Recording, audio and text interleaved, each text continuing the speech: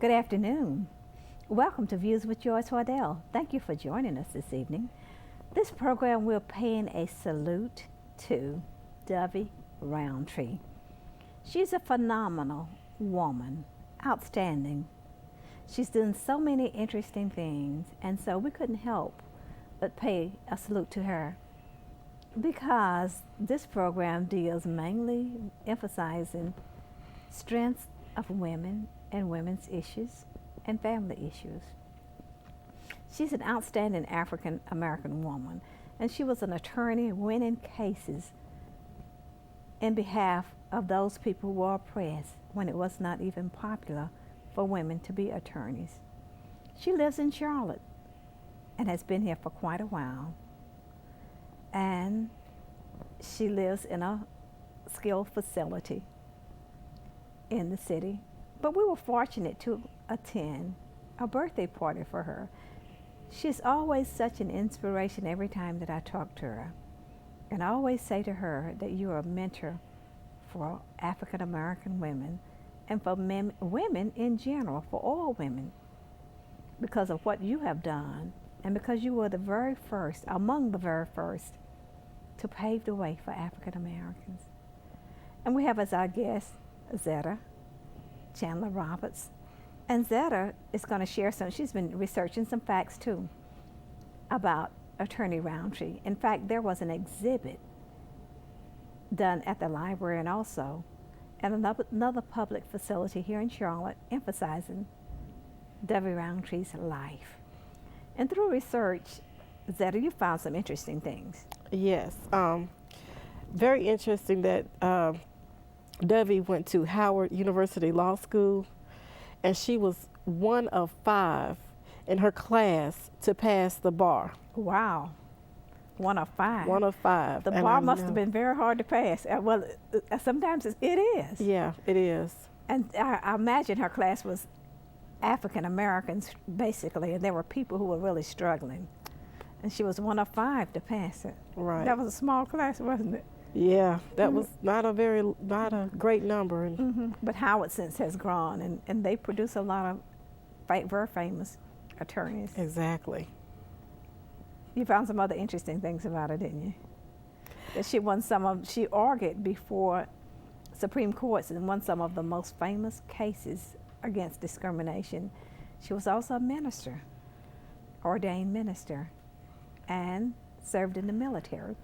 So let's look at some of the tributes that people were given to her at her birthday party as we roll tape.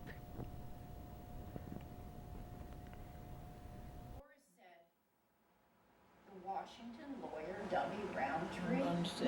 And I said, the very one. And she said, there's a story in my family that she was named for my great aunt, Dovey Wilkins. And I said, you're Dovey Wilkins' grandniece? And we began to talk and talk and talk. And Dolores and Dovey met in October, and to no one's surprise, hit it off like a house on fire. We are so honored to have with us today Dolores Martin, grandniece of Dovey Wilkins, to tell us about that part of the circle. But there's more to the story. That's how it began. All of us who know Dovey know that she has mothered more people than any woman I know. We have men vying for being her son. We have women who called her their daughter. One of Dovey's most beloved children, Peggy Pledger, is here today, and she so loved Dovey. And Dovey had such a profound and formative influence on her life that when her little girl was born, she said, I'm going to name her Dovey. She named her Paloma, which is Spanish for Dovey, and we're honored to have Paloma Pledger here. Paloma, you have to stand again and take your bow. And this is the next generation. The next generation of women of righteousness, as Dubby likes to say. It is my profound honor to be here. Everybody knows me as Dubby's biographer, but may I say that I am Dubby's friend, and so is my family. And having the charge of setting down her life has been the signal experience of my professional career. And you will read all about it in Healing the Brokenness, The Life of Dubby Johnson Roundtree. Please be absolutely sure to leave your email address before you leave in the guest book, and you will go on my list for notification of the release of the book. And I want to thank you for your support. I've been more or less attached to Dubby as an appendage for the last several years, and we're hoping that it will come to fruition very soon. Happy birthday, Dubby. Happy birthday from Jack and Luke and my mother, Kathleen Burns, who's 93. We love you, and we are honored to have had you as part of our family. 4 years. I was commissioned by the University of North Carolina at Charlotte, the Levine Museum of the New South, and Abra Books to do World War II hometown and homefront heroes. When I heard just a little bit of Dubby Roundtree's war story, I knew that I had to have her in this book, and her story is awesome. Did you know that when she worked for Mary McLeod Bethune in Washington, Eleanor Roosevelt kept coming to visit? And Miss Bethune told her, said, we have a big secret, and I'll tell you as soon as I can. The big secret was that women were going to be allowed in the Army. They would be called WACs, and originally it was W-A-A-C, WACs. But the unique thing was that it would be integrated. Now we're talking early 40s here. This was profound. Dubby was recruited by Mary McLeod Bethune to be one of the first officers. But she told her that she had to come down here to Charlotte to enlist. So she went to the Charlotte recruiting office, and they told her to leave. And if she didn't, they would call the police. Well, she called Mary McLeod Bethune. Mary McLeod says, don't you have some relatives a little north of Charlotte? And she had some in Richmond, and so she went there, established residency. She joined the WACs there, didn't have a problem there. Went and got her commission. And there's a lot more to this story, and I'm not going to tell you the whole story. You've got to read it in the book.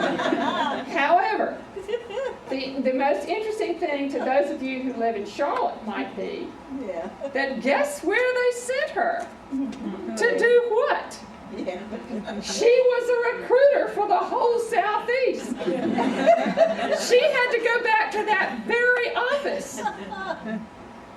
They were not happy. They did not want to give her a space, but she called Mary McLeod Bethune, and it was taken care of. And I brought a picture. Whoa.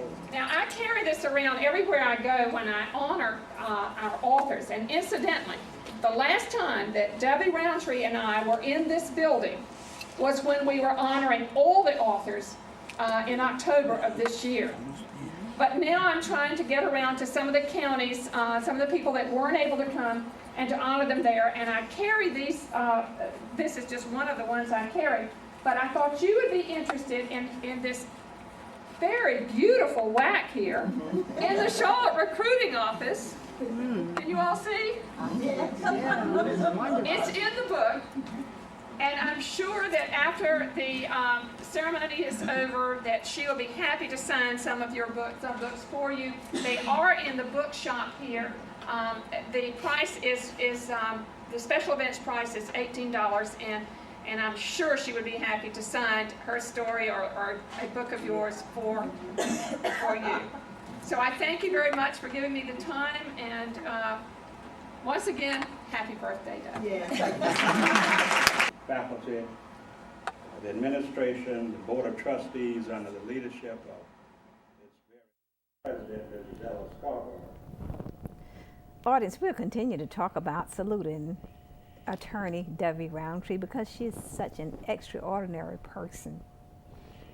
This was a birthday of 100 years old, but it goes way back to things that happened to us as women.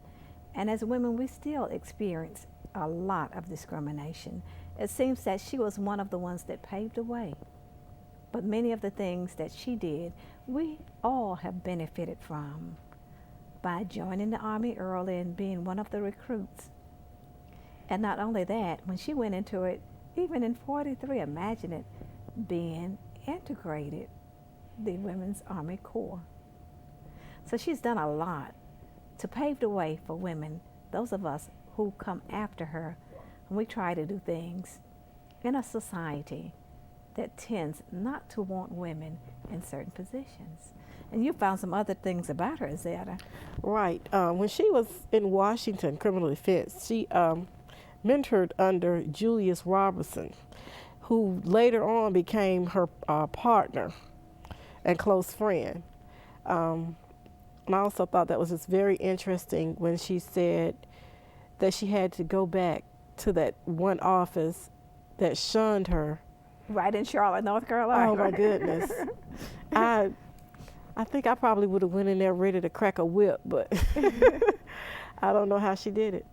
But when we think about discrimination, sometimes when we are able to overcome certain things that happen to us, and we can show people, like she did, that she was very qualified, and that she was very capable, and that she didn't need to be discriminated against because she knew her stuff and she knew what she was doing. And they put her in a position to prove it. And they certainly did. So it really happened that she could prove it by going on into the military and getting a good job. And of course, now she had people back in 1935, Mary Clive Bethune started National Council of Negro Women, who was one of her mentors, and she worked with Eleanor Roosevelt, the wife of President Theodore Roosevelt at the time.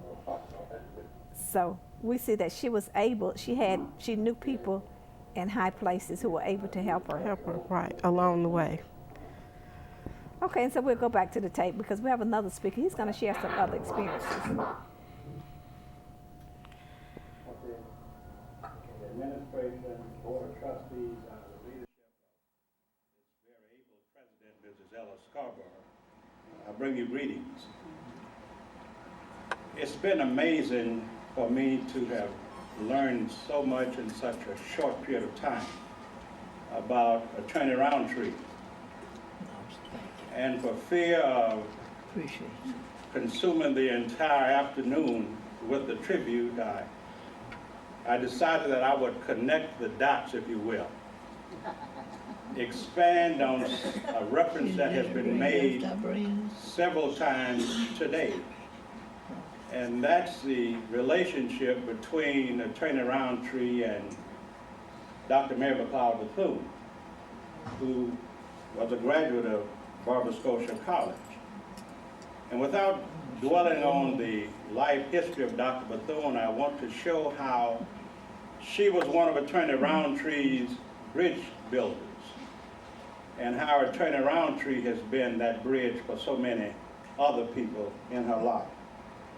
And as we have read and heard, Dr. Bethune reflected on her beliefs, many of which she acquired while she was at Nova Scotia College, is the role of women in society. In society, morality, and self-reliance. Dr. Bethune thought that women ought to be trained in their head, hand, and heart. Their head to think, their hands to work, and their hearts to have faith. Dr. Bethune further believed and espoused the learning theory that the work of the mind controls the work of the hand, and the work of the minds and hands control the work of the heart. And together they are fulfilled, and they fulfill the functions of education. So as the story goes, the connection between Dr. Mary McLeod Bethune, who matriculated at Barber Scotia College, and attorney W. Johnson Roundtree began when Little Miss Dovey was a 9th grade student in the Charlotte Mecklenburg schools. Dr. Bethune traveled to Charlotte to speak about her work with the National Council of Negro Women, and while there stayed at the home of Dovey's mother, who was a worthy matron of the Eastern Stars. During Dr. Bethune's visit, she immediately embraced the young, articulate, brilliant, and talented Dovey, who took her under her wings like a godchild. Through the years, they maintained very close contact. Dovey was quite a talker, and so was Dr. Bethune. The story has been told that the young Miss Dovey accompanied Dr. Bethune to a meeting at the White House with Mrs. Theodore Roosevelt. And at this meeting and many others, it was said that Dovey sat at their feet and took notes. When it was time for Dovey to enter college, Dr. Bethune assisted her in enrolling at the then all-women's school, Spelman College in Atlanta, where she excelled. Some years later, Mrs. W. Johnson Roundtree decided to enroll in medical school. However, once again, Dr. Bethune intervened and encouraged the young woman to attend Howard University School of Law. History has and will record these two dynamic women, Barber Scotia alumnus Mary McLeod Bethune and W. Johnson Roundtree, as powerful, thoughtful, dedicated, unique Christian women and pioneering leaders. We at Barber Scotia College are indeed proud that one of our own, Dr. Bethune, touched so many lives, and especially the life of Dr. W. Johnson Roundtree, whose life has been both remarkable and inspirational. Barber Scotia College is delighted to be a part of this celebration.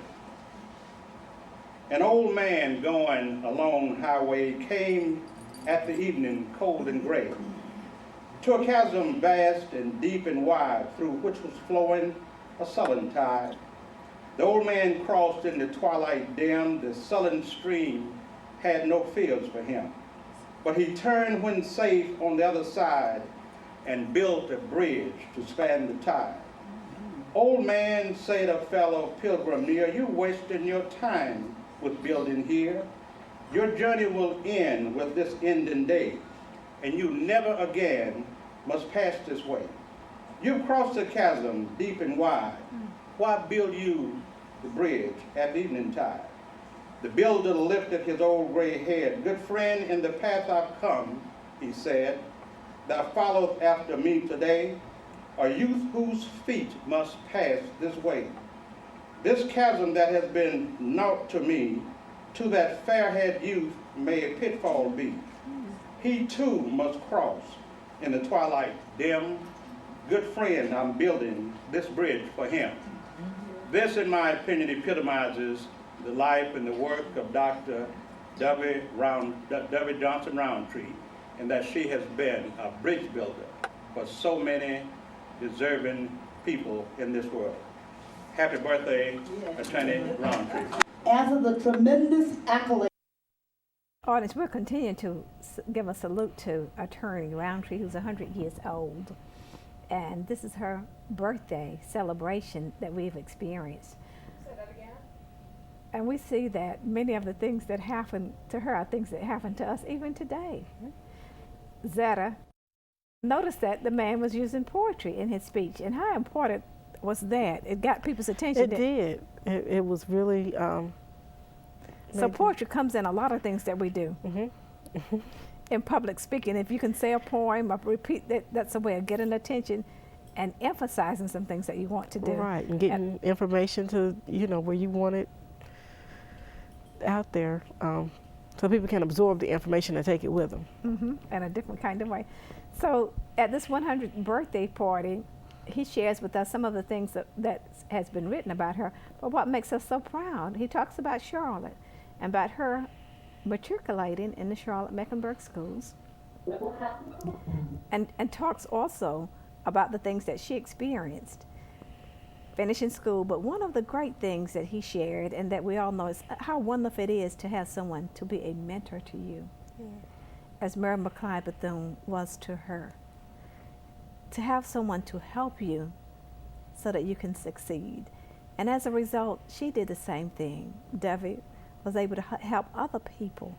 So how important it is to have somebody to help you? Oh, very important. I mean, it's just like... That's half of it. Yeah, it's like before you go into the fiery dots or whatever, that mentors is someone who can hold up that shield for you. And it's so important, and it can mean a lot to your success. It can mean a less struggle for you. Sometimes you don't have to struggle so hard if you have somebody that can help you. And so we all have to always remember that when someone helps us, we need to help others, because we're not in the world alone. And especially as women, we need to be able to help another person.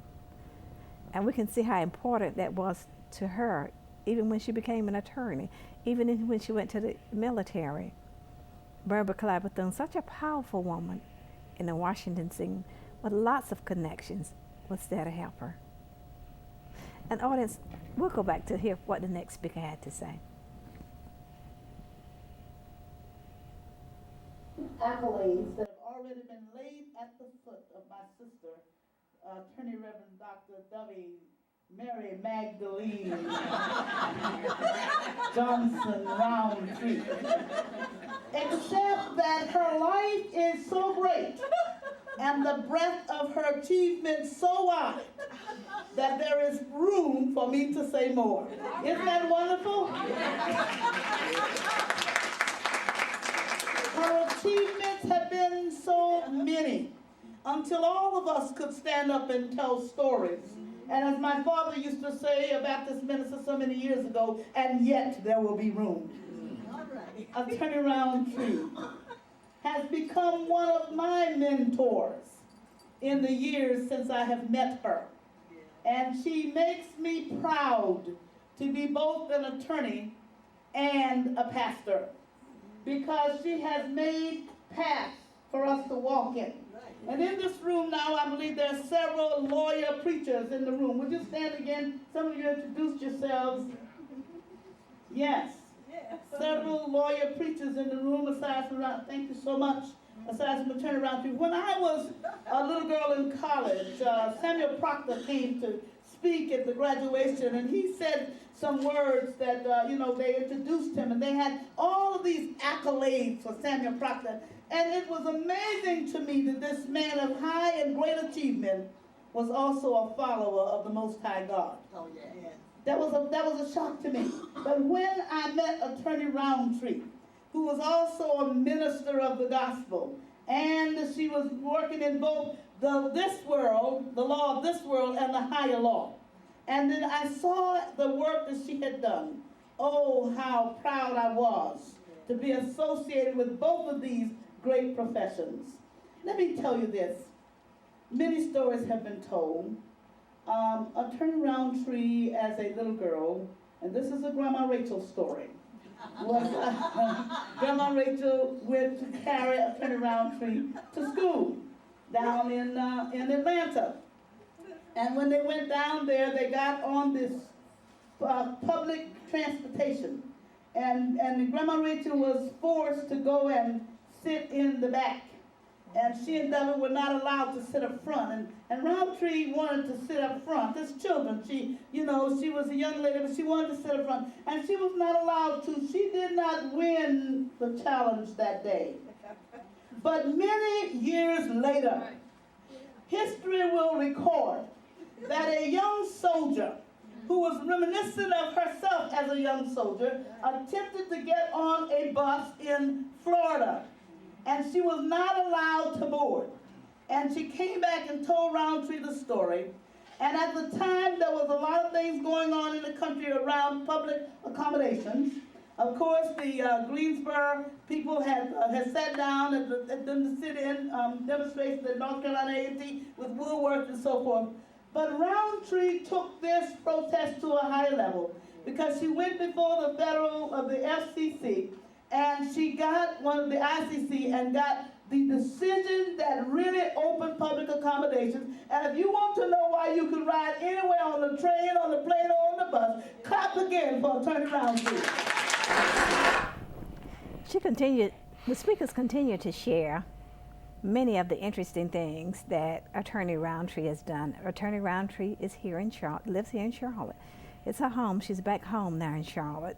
And she's a very interesting person to talk to now and to share many interesting things that happened with her as she stood to fight and stood her ground for equality and for justice.